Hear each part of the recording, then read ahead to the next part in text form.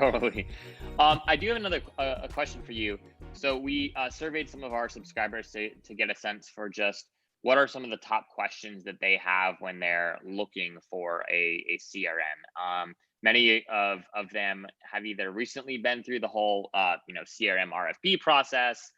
Some of them are in the middle of it right now. Some of them have just been onboarded onto their new CRM. And one of the questions that came up in several different ways, but nevertheless came up repeatedly, was this idea of how easy is it to pass along a contact record between departments. So like once marketing has, let's say marketing owns Zach from the Mhm. point in time that Zach comes in off of a Google ad campaign up until the point in time that Zach has a conversation with Ardis, who is Zach's program coordinator or admissions counselor.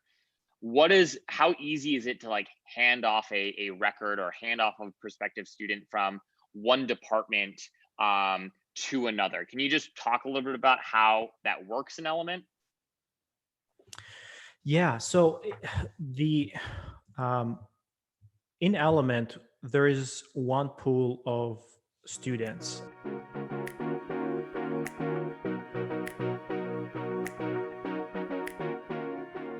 Essentially, what we do is we get a 360 view of that person's profile in here. And as the person goes through different stages of the enrollment lifecycle, more and more data is accumulated around their profile. And now we're able to segment on that data. So the segments that you saw before, we're able to say, give me a person who is a prospect versus a person who's an applicant versus a person who's a admitted student. And we can do that in our funnels. So each department has the ability to create their own segments. And when Mm, somebody falls within that segment, once they progress, they have enough data to progress and fall within their segment, they're going to see it on their list. So there is mm, no handoff specifically because it's the same person. They've just completed, they've just gone to the next phase, and then it appears on that person's record. Now, that is one way that Element is a little bit different. Now, on top of that, we've added things like territories and then mm. counselors as well. So territories are essentially a label on that person, and we can use our workflows in order to assign territories based on those, again, segments that are used everywhere. So let's say that the school is managing things based on territories, based on programs, whatever it is. I mean, we can call them territories, but at the end of the day, they're assigning context to different people at different counselors. Yeah. So that's another way to kind of separate people from one segment to another. Now, in addition to that, let's go to a workflow. So let's say that this workflow, the person enters a nurture stream, and in here you have multiple funnel stages. You have prospects and applicants as well. Usually, it's very rare that you see something like this where you have one stream for both audiences, Yeah. Yeah. but it's possible in Element because we have the ability to kind of progress that student throughout the stage, and we know exactly what stage they're in, and we can personalize content based on that. So even though the contact points are around a particular topic, when we go to that student's let's go back here. When we talk about that student, this is an email that they receive. We now personalize that message um, around the funnel stage and also the program as well. So when somebody comes in here and the person is a prospect, they receive an apply now. But now when we change that to if the person has applied, this switches to take a virtual tour or start an application. It changes to complete your application. So Wow. the change is at the person level rather than the operations, more focused on the operations side internally. Of course, throughout this whole time in our let's go back to our workflows in here.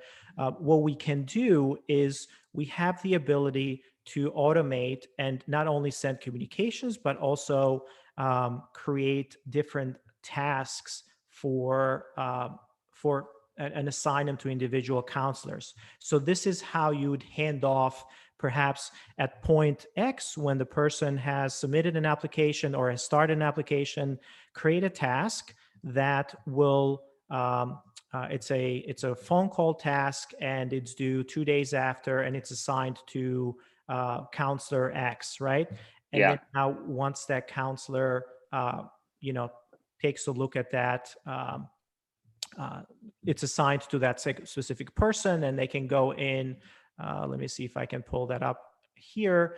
They can go under their specific tasks, and they can see all the tasks that they have to do, which are related to individual folks, right? So you can set up Element to fit your specific workflow of how you're touching those students and how you're progressing them through the funnel. And of course, this is another way that you can hand them off through tasks by assigning other departments a task, saying, okay, now it's time for you to call them, or it's time for you to move them along. What I like about this too, if you want to go back to the workflow, is Sure.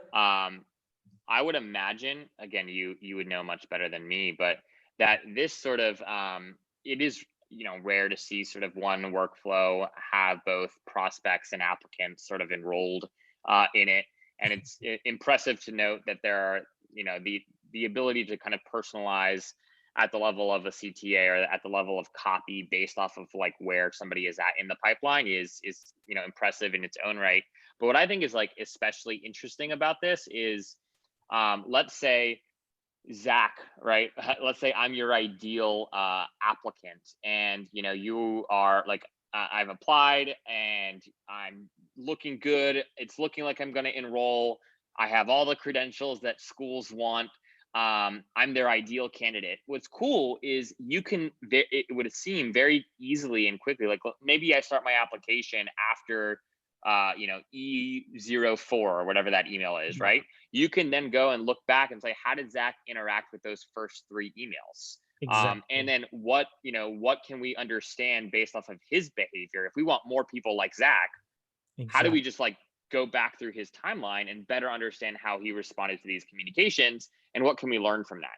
So it seems like rather than having to like go back and look through 87,000 different workflow communications that Zach could have been enrolled in, you can kind of see at least a pretty decent picture of what that looks like, what Zach's journey looks like within the context of this single flow. Yeah. Yeah, exactly. I mean, here's an aggregate of how people are moving through, how many have entered and exited a particular flow. And then we keep a track of Zach as the person at which step they're in, or which step they have exited or entered that workflow. So we know exactly their history, and kind of, and including the communications, which communications they have done. And now remember the tags. Now you can go back and you can tag communications based on your audiences, right? So you can Yeah. say, here is a group of people with this specific tag and this specific communication, and I want to do aggregate data around them. So yeah, that's a great great insight, actually. Yeah, I mean, it was just, I was like, whoa, this looks way easier than doing it the way that so many schools do it. And it makes a lot of sense.